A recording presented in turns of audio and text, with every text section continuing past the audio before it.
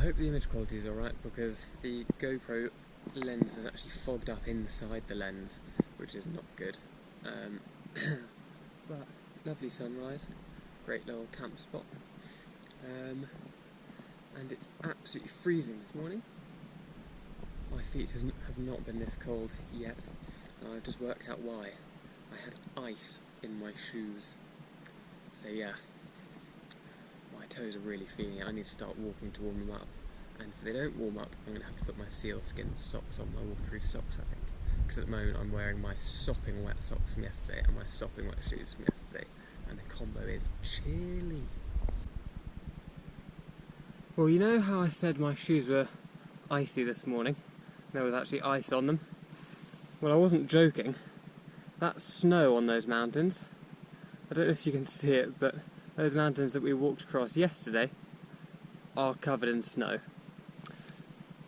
And I've just realised that that also probably means that the mountains I'm crossing today are going to be covered in snow. So I'm glad I changed into my sealskin socks, because I'm drenched and my feet would not warm up this morning. They were way too cold for that. So, but they're warm now. They're warm and dryish, so that's great.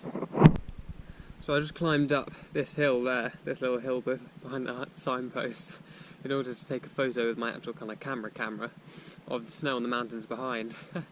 And it's all bog there, so I waded through the bog and I climbed up the hill, and obviously they're all covered in cloud. So, stuff that. Let's climb some hills. Crikey. Well, you can see why they're not called the lowlands and why they're called the Southern Uplands, because these are very up. Absolutely stunning. And they're still covered in shroud annoyingly, but these mountains are the ones which are covered in snow.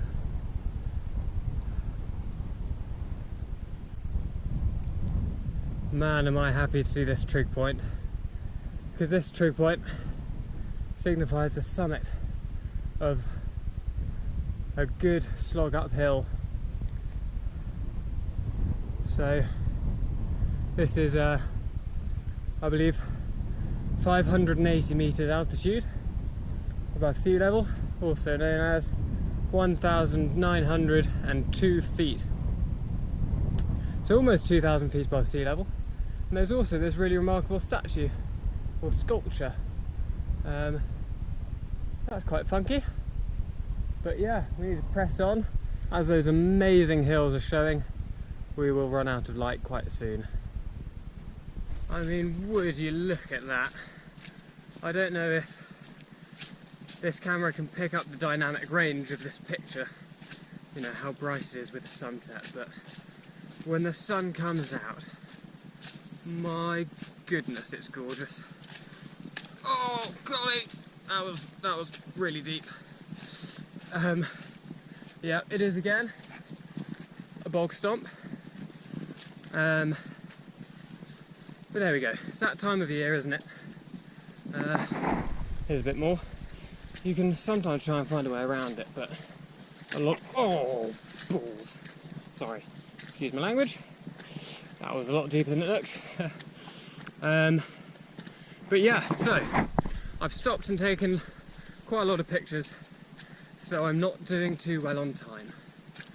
So I'm feeling a bit rushed because I wanted to make it to the Polskioch Bothy tonight, to try and dry out some of this really wet clothing I've got. For example, my socks.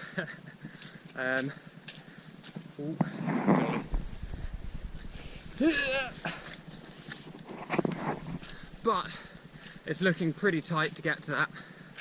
So I'm a little bit stressed, but trying to remind myself that I have a tent in my backpack. There is absolutely no need for me to get to there. Sorry, very hard to film and walk at the same time, but I'm trying to make good progress, but I'll stop for you, the viewer, for a second. Onwards.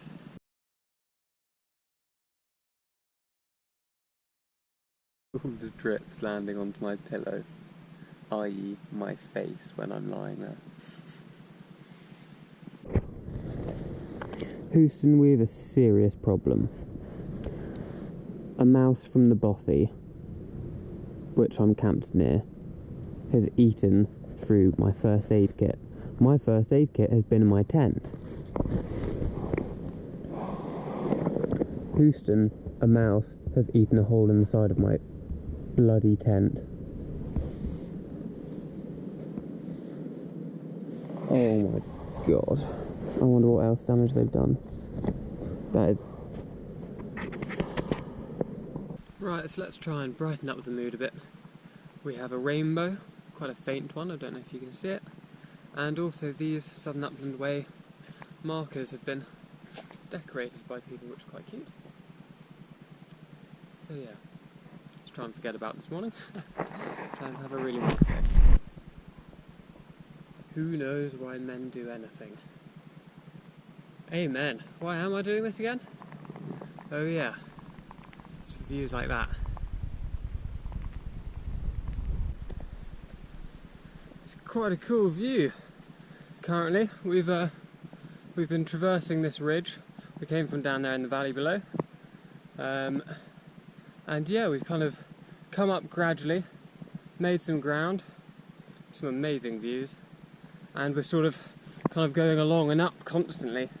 And then I think we finally reach the summit of Cloud Hill, which is quite cool, both in name and I think in view, because I think we get some amazing views. And then from around there, it's almost all downhill to Sanka, I think. Sanka is spelt Sanquahar.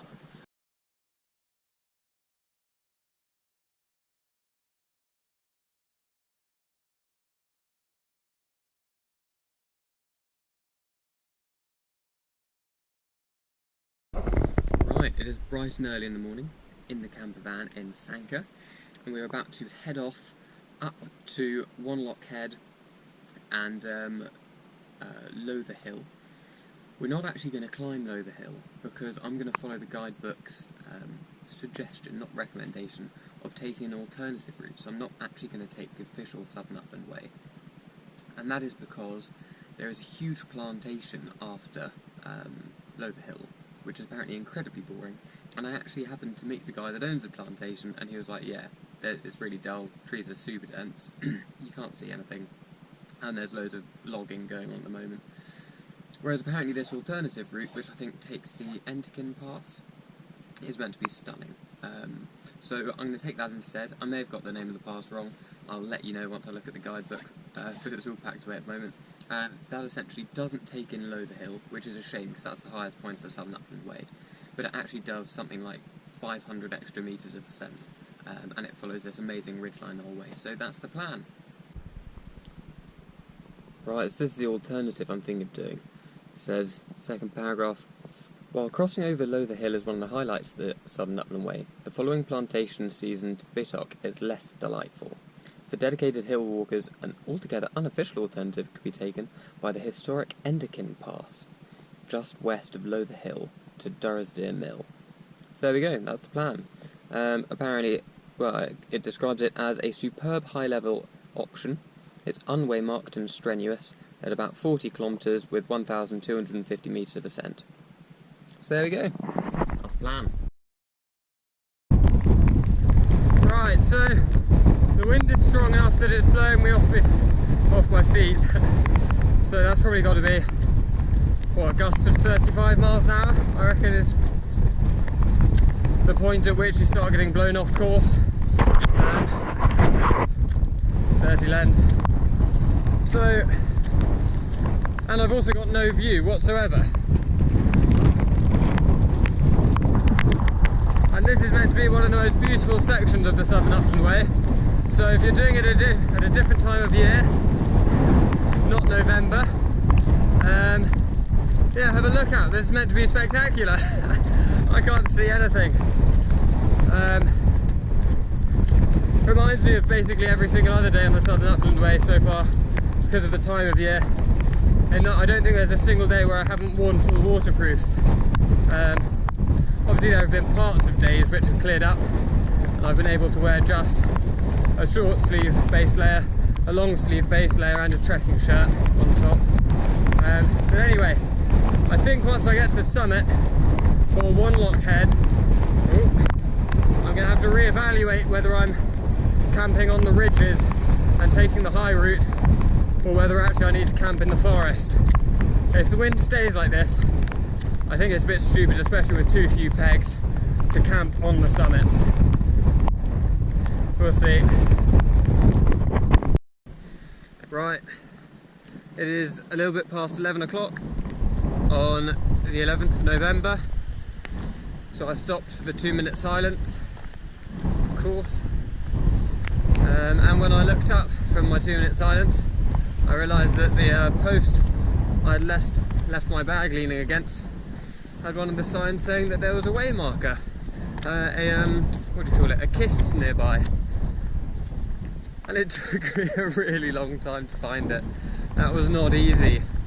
I will not tell you where it is, of course, because that ruins the point, but I will tell you that there is no statue or anything like that. It's one of the kind of hidden ones. So it's very much hidden. It isn't, you know, in a statue or a big shrine or something, so you're gonna have to look. Well, the wind has picked up since earlier. I don't know if it's because we're higher up or what, but I would conservatively guess 40 miles an hour, gusting 50. Woohoo! It's really hard to walk. I'm hoping the windsock thing means you can hear me. It worked pretty well at 77 miles an hour. But yeah, oh, my right leg's getting so tired from walking in a kind of constant angle. It's like going across a ridge when you're mountaineering and one foot's always at the same angle. I've got the same thing but with a flipping wind. Whoa.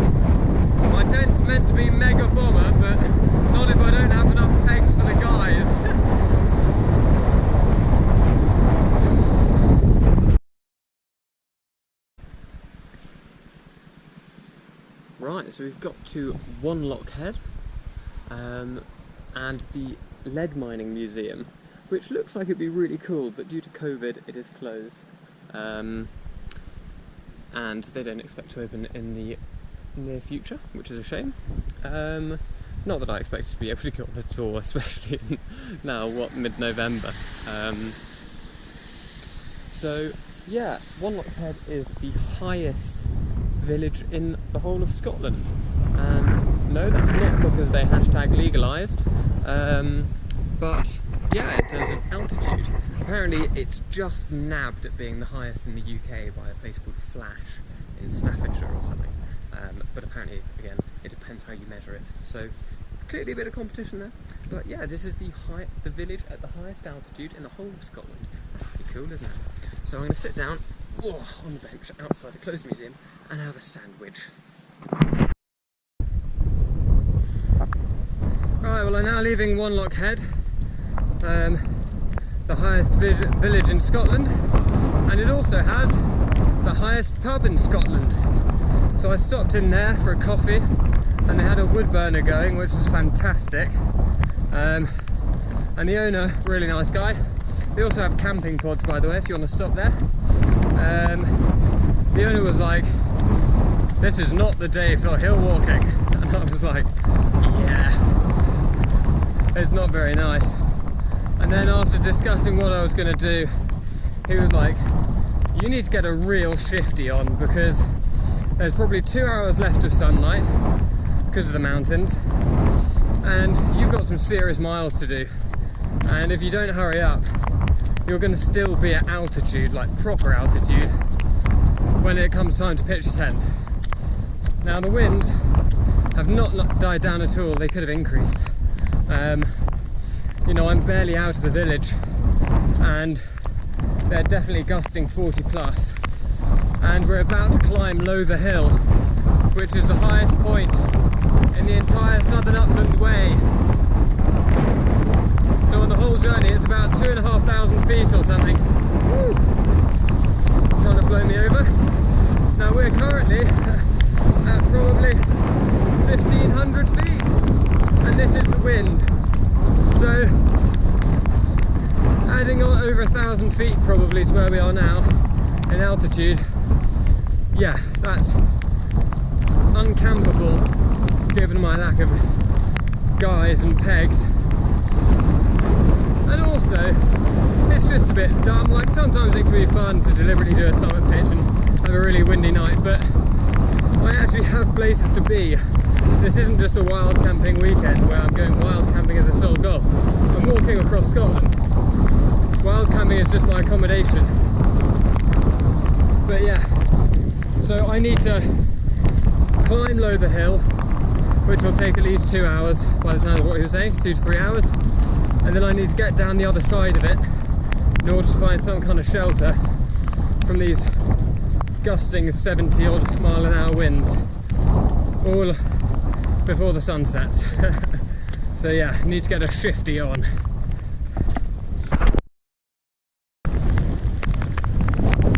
Right, so we're climbing Lowther Hill and the wind is really bad, and I'm having to keep my head down because it hurts. It hurts to look up. Crossing this road is really difficult because the rain's hitting me like BB pellets in the face, which makes it really hard to look up to see where you're going, so I just went off course. But yeah, the guy in the pub was right. Taking the high route, not an option today. And in fact, if I didn't have to, i.e. if I wasn't, you know, on a big multi-day hike or whatever, if I was here walking, today would not be a good / safe time to camp. The winds are absurd, and we're not even at the top yet. I wouldn't take a group up here unless they really, really wanted to be taken. Jesus.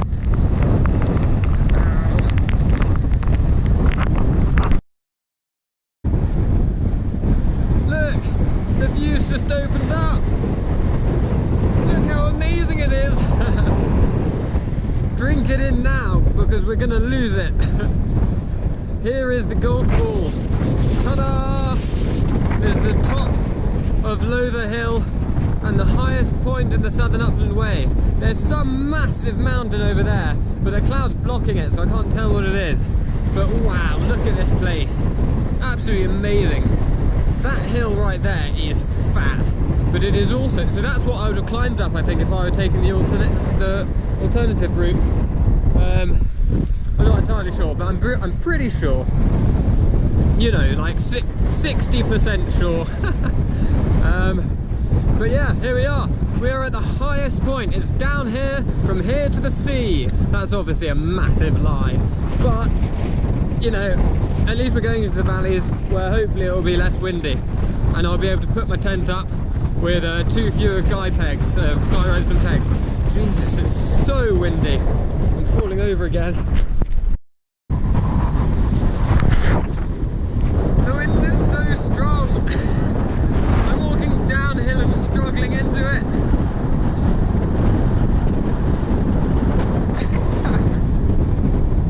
Oh, look at that. I hope you can see that. That is fantastic.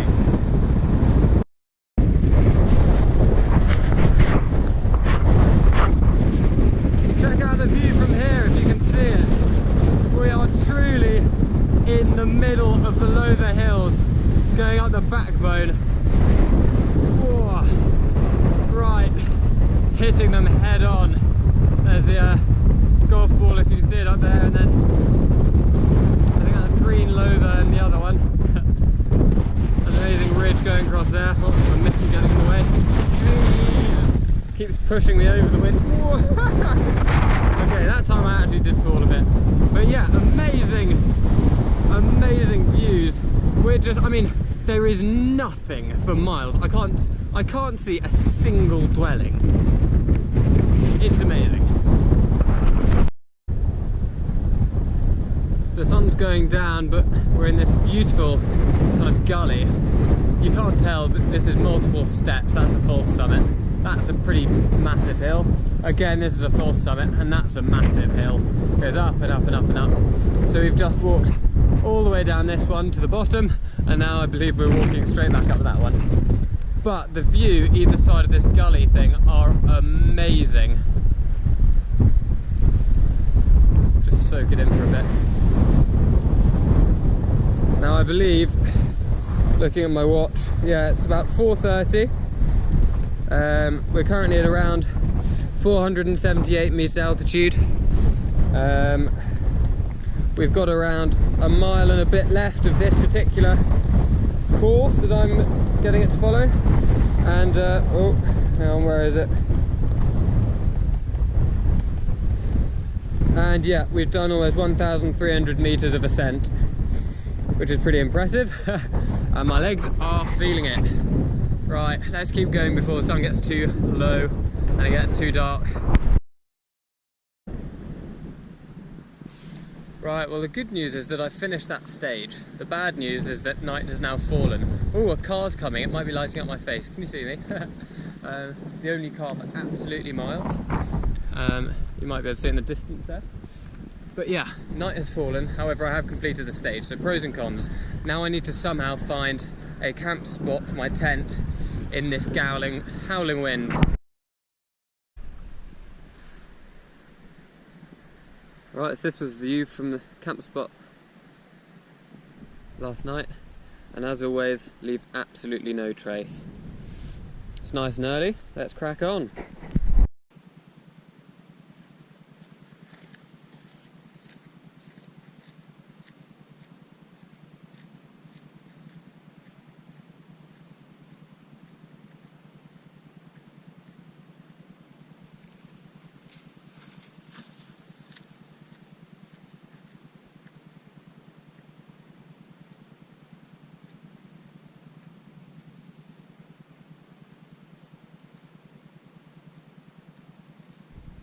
Look at this! Look! Halfway! It's the official Southern Upland Way halfway marker. Oh, that's so cool. I have a feeling, based on people I've spoken to, it's halfway in terms of miles, obviously, but not necessarily halfway in terms of effort. I've heard that that section that we've just done, due to the bog and the mountains and everything, is actually sort of harder than that section. Don't know if that's true, but apparently this is firmer underfoot. And obviously as we get to the east coast it does start flattening off and turns more into farmland and stuff like the beginning of this was. But, halfway baby! Woohoo! So happy! What's that? If it's 215 odd miles, call it 214 for easier maths, 107 miles or so? I have walked 107 miles, and I will walk 107 more.